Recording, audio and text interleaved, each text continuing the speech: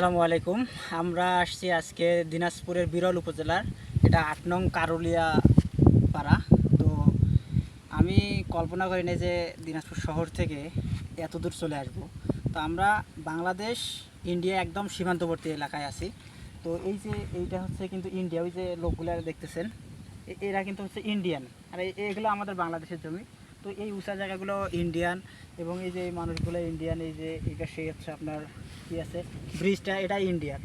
তো একদম ইন্ডিয়ার খুব কাছে চলে আসছি আমরা, যেটা আসলে চিন্তা করি না। আজকে আমাদের ঘোরার প্ল্যান খুব স্বল্প পরিসরে ছিল। শালবনটা খুব সুন্দরভাবে এক্সপ্লোর করছি। পাশাপাশি আমরা যে বাংলাদেশ এবং ইন্ডিয়ার একদম সীমান্তবর্তী জায়গায় চলে আসছি, আর ভেতরে যাওয়া সম্ভব না। আমরা একদম শেষ সীমানা পর্যন্ত আছি। পাশে হচ্ছে ওদের কাঁটাতারার বেড়া আছে। সব মিলে এই জায়গাটাতে আসতে পেরে খুব ভালো লাগতেছে যে দিনাজপুরে আমরা আছি কয়েকদিন। তো সব মিলে দিনাজপুরটাকে আরেকটু ঘুরে দেখতে চাই শেষ সময় এসে।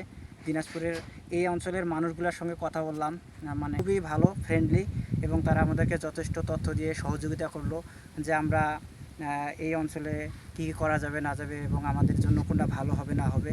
তো সব মিলে ভালো লাগছে যে এত কাছ থেকে ইন্ডিয়াকে দেখতে পাচ্ছি। ভিসা থাকলে ভেতরে যদি যাওয়া সম্ভব হতো যাইতাম, ইন্ডিয়াটাও দেখে আসতাম। কিন্তু আসলে সব কিছু সবসময় সম্ভব হয় না।